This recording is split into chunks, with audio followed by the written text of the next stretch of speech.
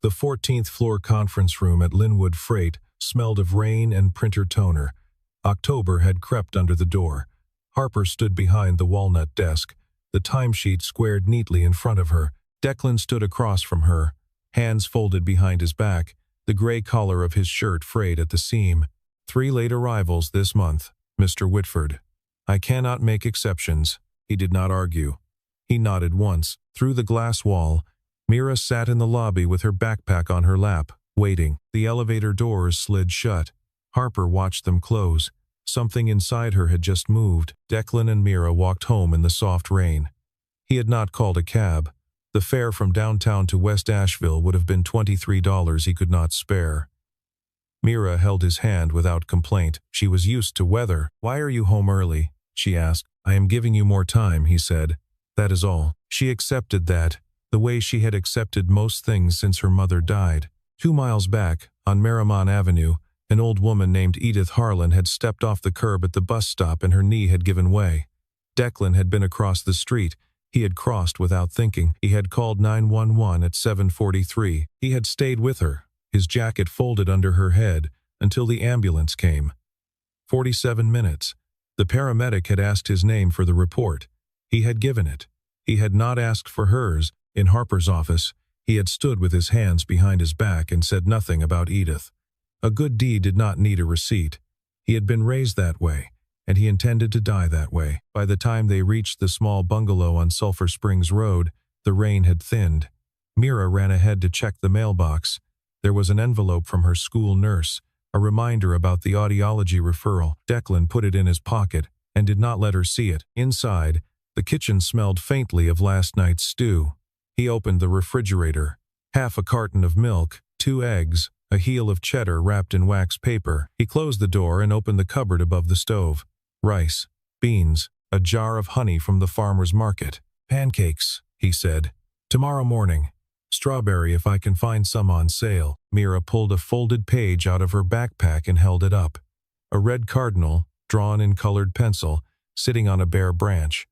The bird's eye was a careful, deliberate dot. "For the fridge," she said. He smiled and pinned it under the magnet shaped like a sailboat. The boat had been Lila's. He had never moved it. He read with Mira until she fell asleep on the couch, then carried her to bed. He stood at her door a long minute, watching her breathe.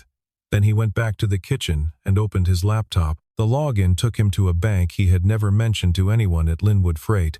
The balance was 7 figures. He looked at it the way another man might look at a photograph of a place he had once lived. He did not move a dollar. He closed the laptop. Outside, a single car passed on the wet street. The October rain returned, lighter now, more like mist. He sat at the kitchen table with the light off and listened to it. He thought about Harper Linwood standing behind her walnut desk. He thought about Mira's audiology appointment, which he would have to reschedule. He thought about Edith Harlan, who had squeezed his hand from the gurney and said thank you. He thought about none of those things long enough to be called dwelling. He stood up, washed the single coffee cup in the sink, dried it, and went to bed. Tuesday morning. Declan drove the old Ford F-150 up Tunnel Road to the storage facility on the eastern edge of town. The truck was a 2009 model, paid off, with 191,000 miles on the odometer. He kept it running himself. The roll-up door of Unit 44 took a combination lock he never wrote down. Inside, the air was cool and dry. A footlocker sat against the back wall under a folded American flag in a triangle case. He sat on the concrete floor and opened the locker the way a man opens a letter from a person he is not sure he wants to hear from. A Ranger tab, a bronze star with valor in its velvet box, the ribbon untucked. 3 photographs in a manila envelope. Himself at 24 in Kandahar, sand on his jaw, eyes flat from sleep. Himself and Lila on their wedding day at a chapel in Marshall, her smile too big for the frame. Lila in a hospital bed holding newborn Mira, her hair already thinning from the first round of chemo. He sat with the photographs a while. He did not weep. He had done his weeping in private, years ago, on a back road off the Blue Ridge Parkway, in this same truck, with the engine off and the window down and the night louder than he had expected. Across town, on a quiet street in Montford, a real estate agent rang the bell of a tidy clapboard house. The neighbor across the road, An old man named Wade Cleary came out to fetch his paper. "You hear about the Murphy place?" Wade asked. "I am looking for a man named Whitford." Wade studied him a long second. "You do not know who that man used to be, do you?" The agent said nothing. Wade went back inside. Declan did not know it, but a paper trail he had carefully tied up still had a single loose thread. 4 years earlier, he had inherited 40 acres of land outside Black Mountain from his grandfather, an old logger named Eli Whitford. The land was in his name but not on his tongue. He paid the taxes from an account in a Charlotte bank no one in Linwood Freight had ever seen. From that same account, every August, he wired $150,000 to the Ridge Veterans Children Fund, a small nonprofit that paid tuition for the children of disabled or fallen service members in western North Carolina. In 4 years, the fund had paid out more than $600,000. The board chair was a retired chaplain.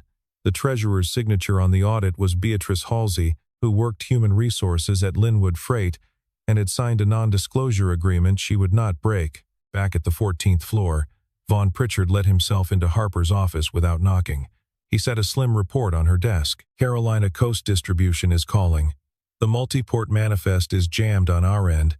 You just let go of the only man who understood that system." His voice was calm. Calm the way a knife is calm. Harper looked out the window at the slate-gray sky. She did not feel sorry. She felt unsteady, which was worse. Her phone buzzed. "Margot, driving in. I want to see you." For the first time that day, Harper smiled. On Wednesday morning, the Linwood operations floor had the energy of a kitchen during a fire. 3 managers stood around a printout of the Carolina Coast Manifest, talking over each other. The contract called for a 14-step multi-port handoff between Wilmington and Charleston, and no one currently employed could trace the chain of custody past Step 7. The client levied an $80,000 daily late penalty starting at noon. Harper called Vaughn in. He arrived with 2 folders and the expression of a man who had been waiting for this meeting his whole career. "We tighten," he said. "I have 2 more senior names. Lean restructure. 6 months from now, no one remembers Whitford." Harper did not nod. She did not say no either. Something about the smoothness of Vaughn's pitch sat wrong with her. The way a step too quietly fixed makes you check the floor. "Give me until end of day," she said. He left the folders. She did not open them. Across the river, at a small diner on East Patton called Carver's Counter, Declan sat in the booth by the window. A heavy ceramic mug landed in front of him. The owner, Hal Halsey, did not slide a check. "I remember you from the Veterans Fundraiser in 2023, Hal said. "You wrote the biggest check in the room and made the chaplain promise not to read your name out. You do not have to play small with me, son." Declan looked at him a long second. Then he picked up the coffee and nodded once. Hal moved on. The diner filled with the easy hum of a Wednesday lunch. 2 blocks west, Harper sat at a red light on Charlotte Street. She had taken the long way back from a client meeting. Through the side window she saw the diner's front glass, and through the glass she saw Declan. He was sitting alone in his Carhartt jacket, the cuffs frayed at the wrists, the coffee cup small in his hand. He was not looking at his phone. He was looking at nothing in particular. The way men who have learned to wait look at the world. The light turned green. She did not move. A horn sounded behind her. She moved. She did not know why she had stopped looking, or why she had wanted to stop driving. That evening at the house on Vanderbilt Place, Margot poured the wine. She talked about her new landscape design contract at Biltmore, about a stand of dogwoods she wanted to save, about an estimator who could not read drawings. Harper listened with half her attention. Margot paused. She turned her glass slowly by the stem. "I still think about that night on the pass," she said. "The snow, the man. I do not even know if he is still alive." Harper set her glass down. The wine ticked softly against the wood. For 5 years, she had carried the weight of an unnamed debt. She had paid in donations to volunteer rescue squads, in checks to the American Red Cross, in quiet thank yous given to no one in particular. None of it had landed. The debt was personal, and she did not know whose name to write on it. "He is alive," she said, with more certainty than she could explain. Margot looked at her. "How do you know?" Harper did not answer. She refilled her sister's glass. Friday afternoon. Harper sat in the back of her own Mercedes, while her driver navigated west on Haywood. She had refused this trip 3 times. By noon, she had run out of refusals. The server logs would not unlock without Declan's credentials, and the Carolina Coast contract had 36 hours left. She had her driver wait at the corner. She walked the last block alone in low heels and a wool coat. The sidewalk was wet. A neighbor watering chrysanthemums looked up, then looked away, the way neighbors do for a stranger in a coat that costs more than their porch. The house on Sulphur Springs Road was a single-story bungalow with a red door and a porch swing held up by chain. The lawn was small and cut clean. A pot of late chrysanthemums sat on the bottom step. A pair of muddy boots stood neatly to the left of the mat. She knocked. The door opened a foot and Mira looked up at her, holding a sheet of drawing paper against her chest like a small shield. "Hi," Mira said. "Who are you?" "I am a person from where your dad works." Mira considered that. "Are you the one who sent him home early?" Harper did not have an answer ready. "Yes," she said. Mira nodded as if she had been told a fact about the weather, and stepped back. "He is in the kitchen." Inside, the bungalow was warm with the smell of chicken soup. A cast-iron pot sat low on a back burner, books on the shelf in the living room.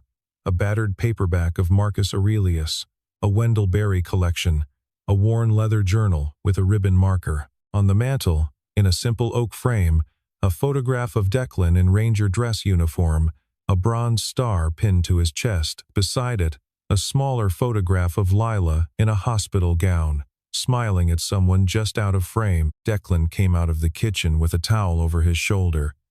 He was not surprised to see her.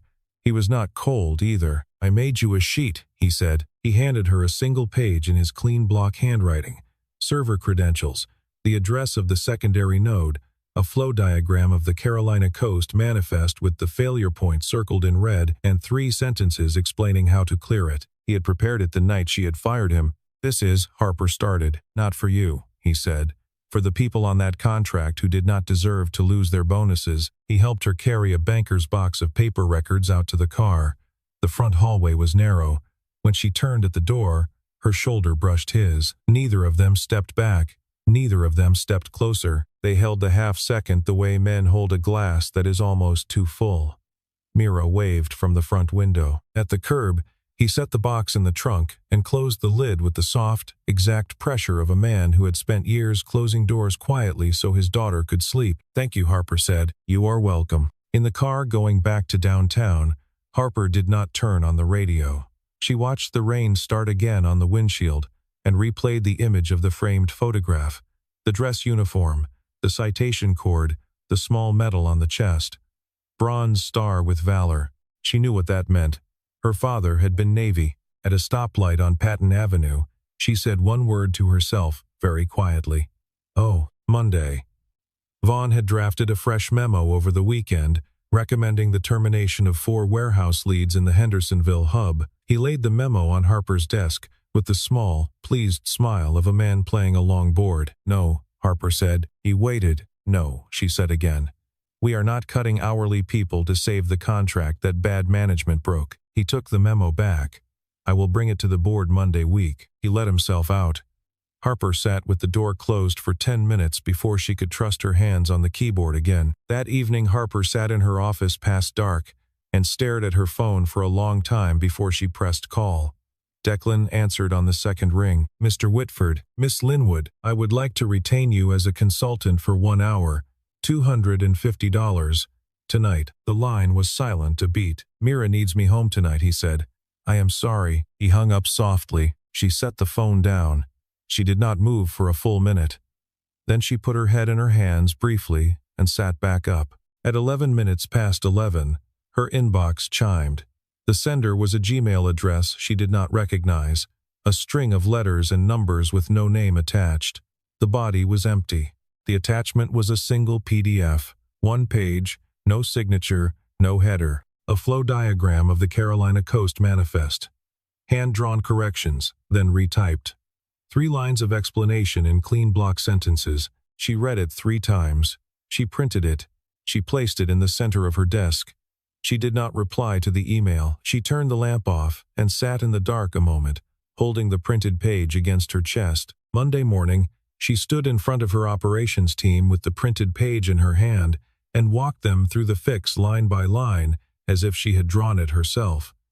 2 hours later, the manifest cleared. The client withdrew the penalty. Vaughn watched her through the conference room window without moving. In the elevator afterward, he said, "New advisor?" "I figured it out," she said. He smiled the way a chess player smiles at a move he had not anticipated. The doors opened. He stepped out first. Tuesday at 12:30, Margot appeared in Harper's lobby with 2 paper bags and a thermos. She was in jeans and her contractor's flannel. She had come straight from a site. "I want to take you somewhere for lunch," Margot said. "There is an owner I want to thank. He sent me soup last winter when I was sick, and I never went back to say it properly." "Where?" "A little diner on East Patton. Hal's place. Carver's counter." Harper's hand paused on her coat. She held the coat a half-second too long. "Okay," she said. "Lead the way." They rode the elevator down together. Margot talked about a tree she had saved that morning, a white oak the contractor had wanted to cut, and a dog that had followed her around the site for an hour and refused to leave. Harper listened and did not say that the diner she was about to walk into was the same diner she had seen Declan Whitford sitting in 3 days before. The October sun broke through the cloud cover briefly as they stepped onto the sidewalk. It did not last. Carver's counter. 12:40 in the afternoon. The lunch rush had peaked and was starting to thin. Hal Halsey wiped his hands on his apron and crossed the room when he saw Margot. "Sweetheart," he said, "you came back." He looked past her at Harper and nodded the small, careful nod of a man who recognizes a face he is not supposed to know. "This is my sister," Margot said. "She runs Linwood Freight." "Then she is welcome here too," Hal said. He led them to the corner booth. At the counter, with his back to the room, Declan sat on a stool. Mira sat beside him on a booster, working through a bear-shaped pancake with the seriousness of an engineer. A red crayon lay next to her plate. Margot opened the menu. She was talking about coffee. She was talking about whether Hal still made his vanilla cream. Then Declan, low and warm, said to Mira, "Stay with me, sweetheart. Do not dream on your plate." Margot's hand stopped on the page. She stood up. Her face had gone the color of paper. "That voice," she said. Harper started to ask what she meant, but Margot was already walking. 2 steps. 3. Declan turned on the stool. He saw her. He had never known her name. He had only ever known her as the woman whose hand he had held inside a wrecked Bronco at 22 minutes past 1 in the morning, on the Blue Ridge above Asheville, with the snow coming in sideways. He had pulled her out of the wreck through the rear window. He had kept her against his chest under his coat and her blanket for 3 hours until the rescue truck made it up the pass. He had told her to stay with him. He had said it 40 or 50 times. He had not given his name. He stood up slowly. Margot turned to Harper. Her hands were shaking. Her eyes had filled, but she did not blink. "It is him," she said. "Harper, it is him. He is the man who pulled me out of the snow. 5 years. I would know that voice if I heard it through a wall." Harper stood. Her hand found the back of the booth. She looked at Declan. He looked back, calm on the outside, something cracking quietly behind his eyes. "I did not know she was your sister," he said. "I swear to you, I did not know." Hal Halsey set a glass of water in front of Margot without speaking. Mira reached for her father's hand and held it. Harper sat down. She breathed once, deeply, and then again. She had stood behind a walnut desk on the 14th floor with a timesheet and told this man she could not make exceptions. She had walked him to an elevator. She had watched the doors close. She had fired the man who had kept her sister alive on a pass at 5 below zero for 3 hours. Through the front window of Carver's counter, the October rain began again. Small, steady. The 4 of them sat in their corner of the diner, and no one said another word for a long minute. Mira finished her pancake. Margot pressed both hands to her face. Hal Halsey, behind the counter, quietly turned off the radio. That night, Harper did not go home. She drove back to the 14th floor, ran her keycard at 10 past 7, and turned on one lamp at her desk. She did not pull Declan's file through HR. She pulled it herself. She had access. She rarely used it. Public service record, partial release. Sergeant First Class, Declan A. Whitford. 75th Ranger Regiment, 2nd Battalion. 2 deployments to eastern Afghanistan. Bronze Star with Valor. Awarded for actions during the recovery of a downed crew in Paktia Province. Honorable Discharge, March of 2019, less than a month after his wife Lila Whitford received a stage 3 diagnosis. She read the citation twice. She closed the file. She opened a browser and searched the Ridge Veterans Children Fund. A small website, a chaplain's photograph, a quiet annual report. The treasurer's signature on the most recent audit was a name she knew, Beatrice Halsey. She called Bea's extension. It was almost 9. "B, can you come up?" "No." "No." B came in with her coat already on her arm and sat with her hands folded on her knees, the way a woman sits when she has been preparing for a conversation for a long time and is not sure she still has the script. "I signed an NDA, Bea said before Harper asked. "I will keep it. But I will tell you this. He has quietly paid tuition for the children of 7 veteran families in this city. 2 of them lost a parent in service. 3 have a parent with a traumatic brain injury. He does not know their names. He asked the chaplain not to tell him. He took the job here because the shift was flexible enough for him to pick Mira up after school. That was the only reason. He could have bought this building, Harper. He took a $43,000 coordinator job to be a father." Harper sat with that. The lamp cast a yellow square on the wood between them. "Why did you not tell me?" "Because I gave my word," Bea said, "and because I thought it would be better for him if no one ever did." She left at 9:40. The next morning, the board sent a one-line email at 7:08, requesting an emergency session at 8:30. 5 members. The agenda line read, "Executive Review." In the boardroom, Vaughn Rose, a chief executive who personally re-engages a recently terminated employee, off process, in the wake of discovering that employee saved her sister's life 5 years earlier, has placed this company in an indefensible conflict of interest. "I am asking the board to formally review the position of Miss Linwood." 3 members nodded slowly. 2 said nothing. The chairman, a soft-voiced man named Garrison, asked Harper if she had any opening response. She did not have evidence. She had not gathered it. She had sat with a sister in a corner booth and watched the rain. "I would like 1 week, she said. Garrison glanced down the table. "You have until next Monday at 10. Harper walked out of the boardroom past Vaughn's chair without looking at him. In the elevator, she pressed the button for the lobby and not for her floor.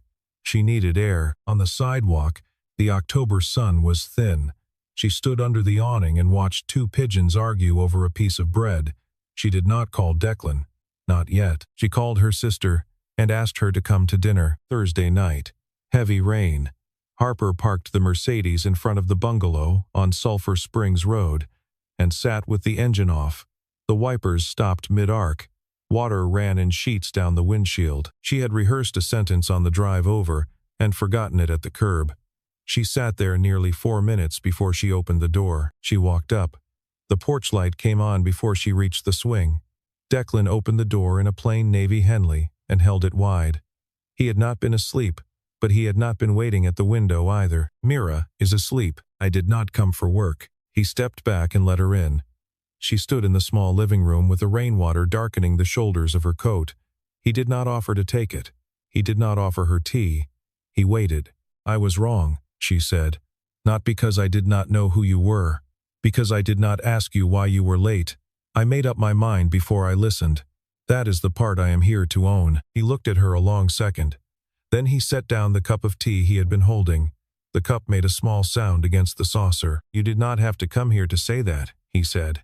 "I was not waiting for it." "I know. That is what makes it matter." A small sound came from the hallway. Mira had drifted in, sleep-warm, rubbing one eye with the heel of her hand. She wore pajamas with rocket ships on them. "Daddy, is the nice lady talking to you?" Declan crossed the room and lifted her up against his shoulder. "She is. Go back to bed, sweetheart." Mira looked at Harper a long moment over her father's shoulder. Then she reached out and held a folded sheet of drawing paper toward her. "For you." Harper unfolded it. A red cardinal sat on a branch.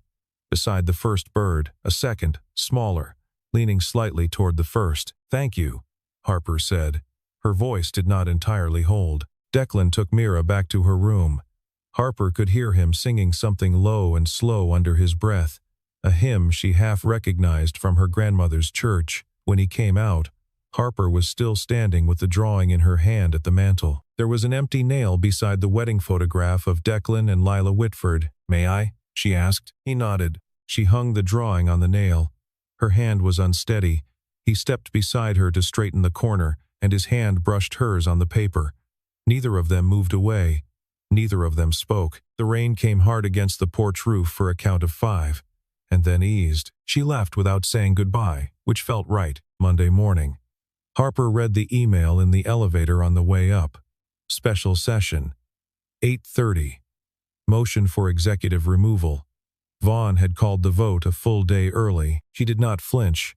She got off on her floor, set her bag down, and made one call. Not to Declan, to Hal Halsey, at Carver's counter. Hal, this is Harper Linwood. I need to find Beatrice, and I need a favor that does not involve breaking her NDA. 10 in the morning. The 16th floor boardroom. 5 members at the long table. A pitcher of water no one had touched. Outside, the city sat under a flat October sky that promised more rain by afternoon. Vaughn had the floor. He read his case the way a prosecutor reads a closing. The late re-engagement, the off-process communication, the personal entanglement with the sister, the loss of confidence among senior staff. He used the word integrity 3 times. He spoke for 11 minutes. He did not look at Harper once. When he finished, he sat. He folded his hands on the table the way a man folds them when he believes the count is already in his pocket. The double doors opened. Declan stepped in. A dark gray suit, no tie. It was not an expensive suit. It was the suit he had worn to bury his wife. It still fit. Mira sat outside in the hall too, with B. Halsey, drawing something with her red crayon. The door swung shut behind him without a sound. I am not here to talk about Margot Linwood, Declan said. That conversation is not the board's business, and it never will be. He laid a thin folder on the table. I am here to talk about the Carolina Coast distribution contract and why it nearly failed. He spoke for 9 minutes. He did not raise his voice. He did not look at Harper. He walked them through the manifest, the failure point, the metadata fingerprints on the 3 last-minute route changes, the timestamps of the edits, and the user account that had made them. He laid each page in front of a different board member as he went, so each of them had to read it themselves. Every edit had come from Vaughn Pritchard's terminal. Every timestamp fell on a date when only Vaughn had been on shift in the operations suite. Vaughn rose. His face had gone white at the edges. You have no right. I have the right of a man who worked 6 honest months at this company and was fired for stopping to help an old woman named Edith Harlan, who fell at the Merrimon bus stop. 911 report, 7:43 in the morning. The dispatcher's name was Carla. I did not say so at the time because I did not want to trade a good deed for a job. I am saying it now because someone else in this room needs to be protected. He looked at Harper for the first time. It lasted less than a breath. Then he turned back to the chairman. Garrison cleared his throat. Mr. Pritchard, sit down. Vaughn sat. His chair did not move quite right under him. The vote was 4-1. Harper retained. Vaughn suspended pending an internal investigation that would, 3 weeks later, end his career in this city. Declan picked up his folder and walked out without ceremony. In the hall, Mira held up her drawing. He took her hand. The 2 of them walked toward the elevator without hurrying. Harper watched him go through the glass of the boardroom doors. She did not move from her chair for a long moment after the room had emptied. Garrison touched her shoulder once on his way out. He did not say anything. He did not need to. 3 weeks later, Linwood Freight had a new chief operating officer. His nameplate read Declan A. Whitford in plain serif. He took the salary because he meant to do the work, and a man should be paid for the work he does. He brought no other change to his life. He still drove the Ford, still wore the Carhartt on cold mornings, still picked Mira up from school at 3:15 on Tuesdays and Thursdays. The board chairman shook his hand at the all-staff meeting. The chairman's hand was steadier than his voice. The staff did not ask him about the boardroom. They did not need to. The story had moved through the building the way good stories move, by way of the people in the warehouse first. On Friday, Mira came to the office. She sat up at the corner of her father's desk with crayons and a fresh sheet, and she made a card for Harper, a 3rd red cardinal, between the 2 from before, smaller and slightly off-center. You are the one in the middle, she said, sliding it across the desk. Because you came after. Harper laughed once, eyes wet at the corners, and did not try to hide it. She set the card on the shelf behind her, leaning against the window glass where the light could find it. That evening, the three of them ate dinner at Harper's house on Vanderbilt Place. Roast chicken, root vegetables, a loaf of bread. Mira insisted on tearing herself. Margot came by for dessert with a pie she had made badly and laughed about. At the door, she hugged Declan for the first time since the diner. She held on a beat longer than she meant to. "I do not know how to thank you," she said. "You lived," he said. "That is the thank you." After Margot left, Harper walked Declan and Mira out to the parking pad behind her house. A light rain was falling. The old F-150 sat next to her Mercedes, and the contrast looked like a joke neither of them needed to make. He opened her car door first. Not his, hers. She stood beside it without getting in. "Why were you quiet for so long?" she asked. He looked at her. 1 second. 2. "Because the right thing does not have to announce itself," he said. "It only has to be done." She put her hand on his sleeve, the worn Carhartt cuff, for 1 second. He did not pull away. He did not step toward her. The distance between them closed by exactly 1 step, and no more. "Good night, Harper." "Good night, Declan." Mira waved from the passenger seat of the truck. Harper waved back. The little hand kept waving long after the truck turned its lights on. The Ford rolled out of the lot. Harper stood in the soft rain with her hand still warm where it had touched his sleeve. She did not get in her own car. She stood there a long time, until the taillights disappeared at the end of the block, and the sound of the engine had gone too. Some debts are not paid back in words.